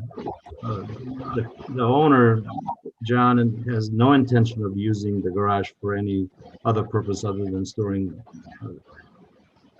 parking cars in the wintertime. And then the cabana is really to service the pool. I mean, it's a functionality of the pool. It's an extension of the pool itself. But yes, we've considered that, and I thought it would be worthwhile for us to discuss with you guys the necessity of keeping it enclosed and saving the maintenance on the equipment over the long period of time. Any other questions for the petitioner at this point? Ms. George? So, are you saying that you need the mixed utilities in the garage to heat the pool? Because you can't, I have a pool. The mixed utilities are in the cabana. The garage only has electricity. Okay, so when we talk about an enclosed heater, is that for the pool? That's just for the pool, yes. But you can't have an enclosed heater for a pool. It emits CO2, right? So it has to be a certain amount of feet away from the walls of the house, and it's not supposed to be enclosed, correct? No, it can be vented out. I mean, furnaces are inside houses and they're vented out. But also, aren't the utilities for a pool separately permitted when the pool is built? Mechanical trades will pull separate permits for that installation, yes. So it doesn't have to go through the garage, doesn't have to be routed through the garage. It's not routed through the garage. I mean, the cabana is attached to the garage, but it's not going through the garage. There's nothing in the garage other than electricity. I'm confused about the mixed utilities for the detached garage then. Mr. Murphy, why don't we go over that point again? Because it seems we have a solid wall separating the cabana, if you will, from the garage. And on the one side of the solid wall, you've got the pool equipment area, and then you have the bathroom, toilet, shower configuration directly attached to that. Yes, it all. But because it's shares attached, but it same- is attached to the garage, so it is multiple utilities in an accessory dwelling. Sure. It's all part of the same roof line. It has accessory a structure, ground excuse me. floor. It's not a separate structure. It's all part of the accessory structure itself. It's simply a separate room, not unaccessible other than from the outside of the structure. It's a separate room within the footprint of the proposed garage. Is that cleared up, Ms. George? I understand. Okay. All right, excellent. All right, any other questions at this point? Mr. Moore? Actually, my question is probably more for Mr. Murphy, so would you rather I wait? If you got a question for Mr. Murphy, fire away. Okay. Mr. Murphy, I'm trying to understand the combination of utilities. If the pool heater was placed outside, would the water and sewer and electric for the restrooms still be considered a combination of utilities that's not allowed? Correct. If the detached garage had water, electricity, water, and sewer independent of the house, we would regard that as a combination of utilities that makes it very easy to convert the structure to habitable space. Because Okay, there are opportunities for electric heat pumps, you don't necessarily have to have a natural gas element to run a furnace. Okay. We do allow for an accessory structure to have, for instance, electricity and natural gas, but it can't have the additional utilities of water and sewer. Understand. Thank you. Ms. Zukin. So, Mr. Murphy, even if there was the bathroom was detached and it was its own accessory structure, it still would be in violation of the zoning ordinance, wouldn't it? Are you envisioning like a more comfortable outhouse? Yeah. Okay. It would still need heat. It would have correct. sewer and water. Yeah, correct. That we would say it's on its way to being able to be converted to habitable space. There is always that opportunity that it could be converted. If the board does approve a variance, we can hold the petitioner to the approved floor plan, certainly, but it becomes in the unfortunate instance, it would then become a cat and mouse game of trying to figure out via code enforcement complaints and investigations as to whether the whole thing on the inside was converted. Obviously, that's not what the petitioner is proposing to you via this floor plan and their significant investment, but there always is the opportunity for it.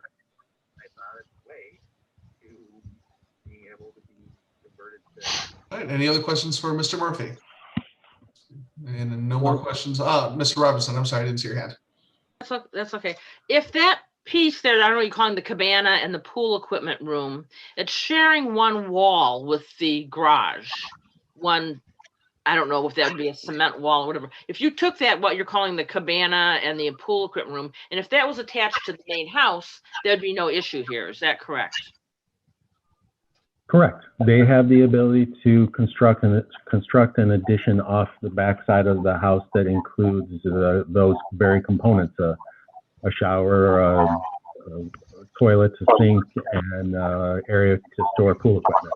Yes, they have the ability to do that.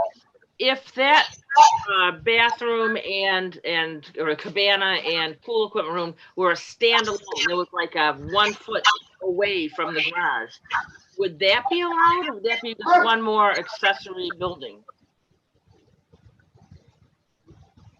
Getting into a lot of different scenarios here. If that wasn't attached to the garage, if it was just, say, it was moved to the south or what direction that'd be, off the garage, if it wasn't connected to the garage, it was its own. I would still consider it an accessory building because it's not the primary purpose of the property, which is a single family home. So it would be counted as a single, an additional accessory building. It'd be in the same circumstance that they are now. Okay.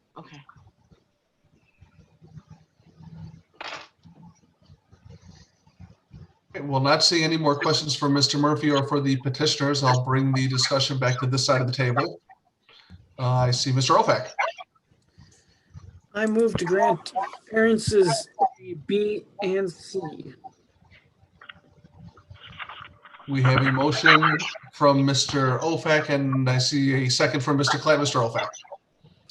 The hardship this petitioner has in relation to their site is that they want to alter their non-conforming structure, and their structure already doesn't meet the 50-foot setback. And if we force this porte-cochere to meet that, it would just make this building look very not right. So I have no problem with altering on that aspect. And that also goes with the waiving the 11 feet of the maximum allowable. At 729 feet, part of that is the square footage that's part of that porte-cochere. So by subtracting that out, you actually have a lot less that's over the 800 square feet, which is just to the garage, which I believe Joseph said was about 1,100 square feet. And since this lot is almost 3 times the normal 6,000 square foot lot coverage, I have no problem with a garage being a little bit over the 800 on such a large lot. So because of that, I have no problem with the hardships of those presented and the practical difficulties to grant those variances. Could you list those again as if in number, or rather in letter, which ones you were A, referring B, and to? C. Thank you. Yep. Mr. Klatt is the second. Do you have any follow-up? No, I agree with Mr. Ovak's assessment. I think Mr. Pikowski did an excellent job designing this addition. Ties in nicely with the house, with the surrounding neighbors. That new addition is generally in alignment with the house to the north and in alignment with the forms of the existing house to the south. And again, this is a large lot, and this it can definitely support the garage size. And just to point out too, as I mentioned, excellent design. I think he was able to kind of disguise the size of this garage by breaking up the roof line. It's a really nice, tasteful job. So I want to commend you on the design. Excellent job. And penmanship with the hand drawn. Yeah, beautiful drawings too. All right. Any additional comments from the board? All right, so we have a motion and a second to approve items 5A, B, and C, and I will do the roll call vote. Ms. Zukin? Yes. Mr. Ovak? Aye. I vote yes. Ms. George? Yes. Mr. Reddy? Yes. Mr. Klatt? Yes. Mr. Gavin? Aye. Ms. Robinson? Yes. And finally, Mr. Moore. Yes. All right, so that just leaves item 5D on the table. Mr. Ovak. I'll make a motion to deny variance D as requested. All right, we have a motion by Mr. Ovak and a second by Mr. Gavin. Anything you want to say that hasn't been said yet, sir? No, unfortunately for the petitioner, they're too early before the remaster plan to see if that helps them. But most sake, even though we understand what they're doing, the city's stance is against it. So for the extra utility. So because of that, I'm against it. Any follow-up comments, Mr. Gavin? Nope. All right, anybody else on the board? All right, not seeing any hands, I will go back to the roll call vote. Ms. Zukin? Yes. Mr. Ovak? Aye. I vote yes. Ms. George? Yes. Where am I at? Mr. Reddy? Yes. Mr. Klatt? Yes. Mr. Gavin? Yes. Ms. Robinson? Yes. And finally, Mr. Moore. Yes. All right, so you gentlemen are good on A, B, and C, but obviously not good on the multiple utilities.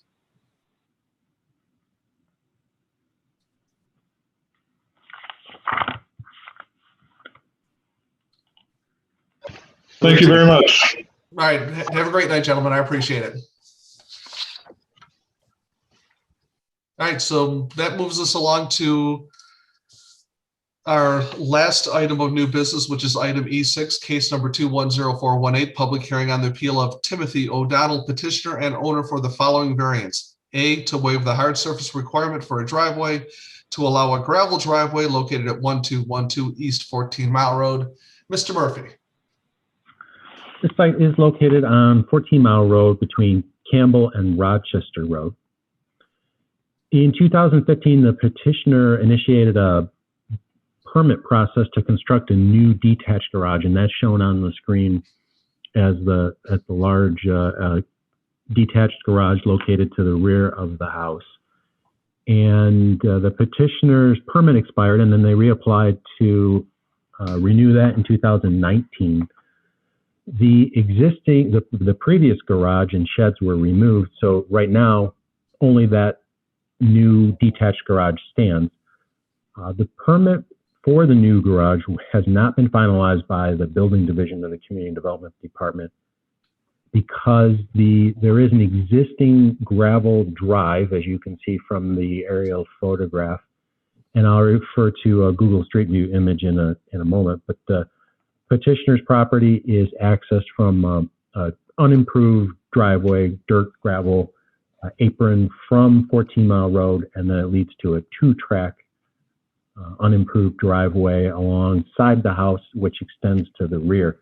And the expectation is when a new accessory structure, new detached garage is constructed, that it be accessed by a continuous hard surface driveway. And the petitioner is looking to avoid having to install a hard surface driveway. Hard surface meaning concrete, asphalt, pavers, any of those varieties. They're looking to simply retain the existing condition, the unimproved dirt gravel driveway, which has been accessing the existing new detached garage for quite some time now. And they're seeking a waiver from that hard surface standard in order to solidify that and keep the circumstance in its current condition. We did not receive any public comment with regard to this request. All right, any questions for Mr. Murphy, Mr. Ofak? I'm assuming the gravel driveway has been in there since the beginning when the house was there. Is that a correct assumption, Mr. Murphy? Or is the driveway that's there now is different than what was last on record? No, I don't have any different records.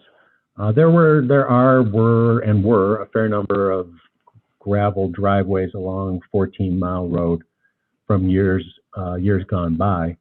I don't know whether this has changed or not. It doesn't appear to have, but perhaps the petitioner, I don't know how long they've lived there, perhaps they can speak to it in terms of the condition that it was in when they purchased the house and how long they've been there. Any other questions for Mr. Murphy? All right, not seeing any. I see the petitioners are present. The floor is yours. Tell us about your plan. Hi, can you all hear me?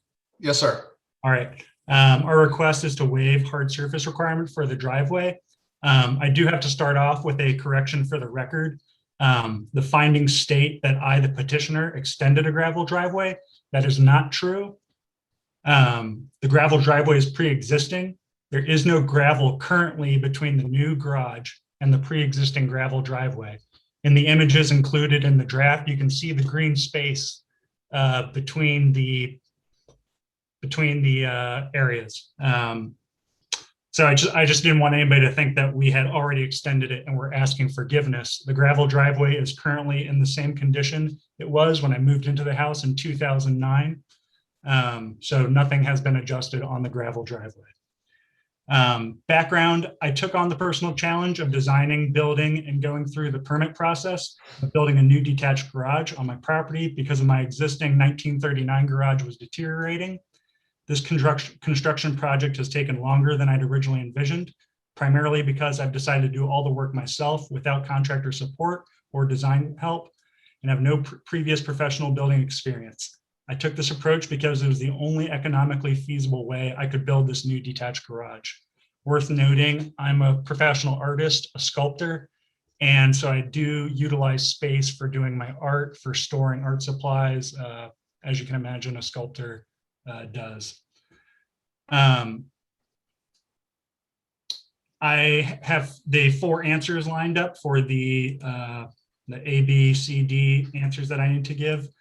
For A, the restrictions are preventing me from using the permitted garage as laid out during the original permit process. At the time of the original permit process, my assumption was the driveway would remain gravel and there would be no contingencies added stipulating the driveway be replaced and permit be pulled for the approach.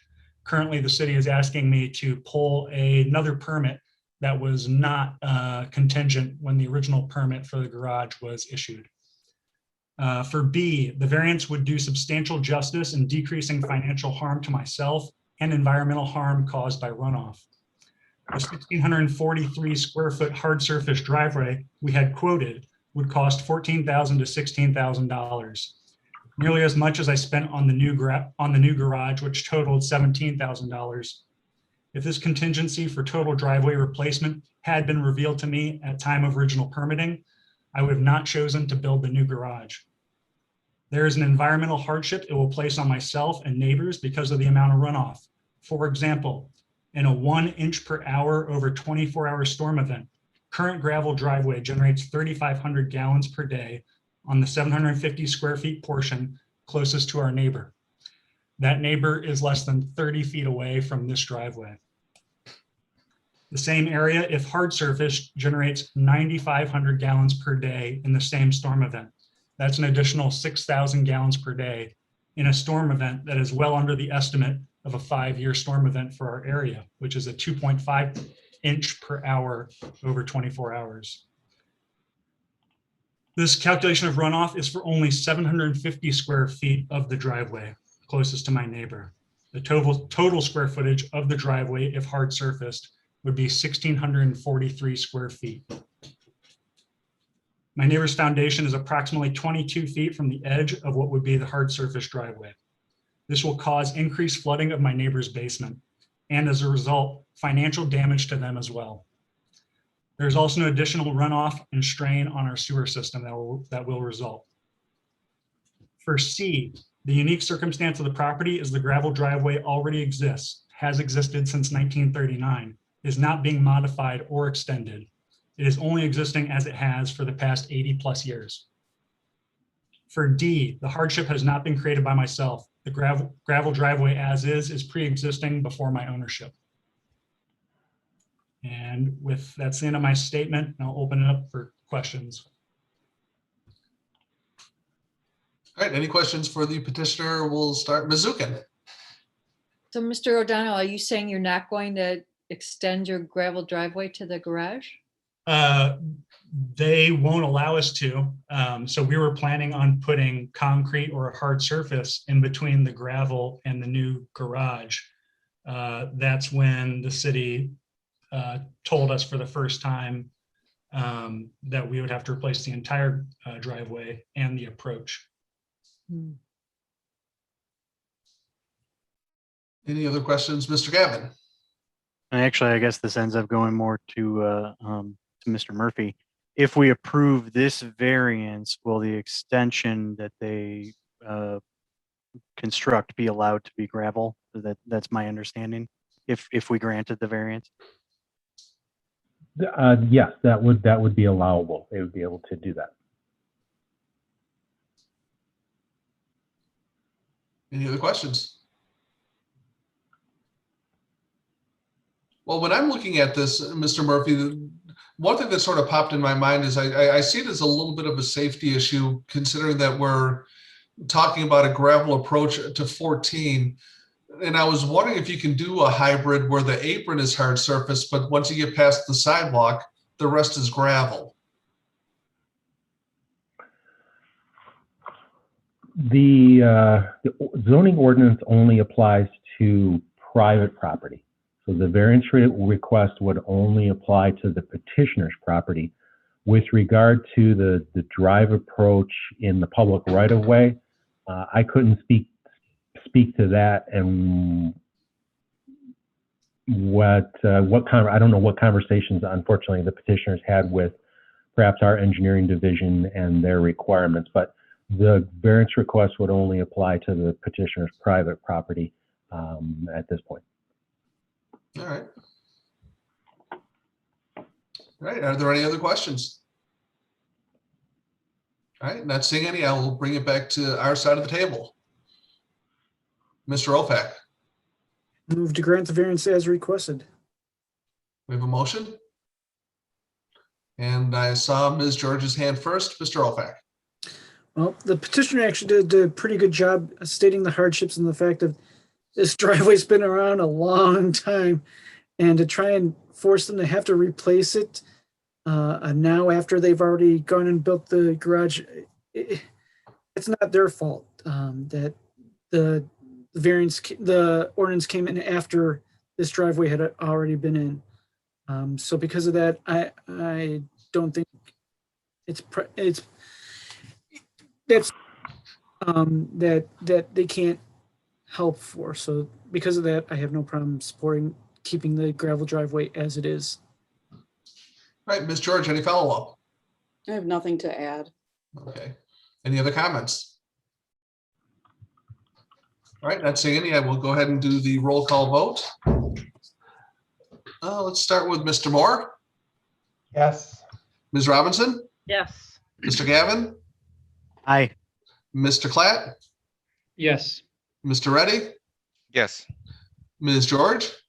Yes. I vote yes. Mr. Ofac. Yes, and excellent job on those, the calculations you did. And Ms. Zukin. Yes. All right, so the motion passes unanimously. You folks are all set. Thank you. Thank you very much. And thank you very much, Mr. Ofac, for pointing out your points. Have a great night, you two.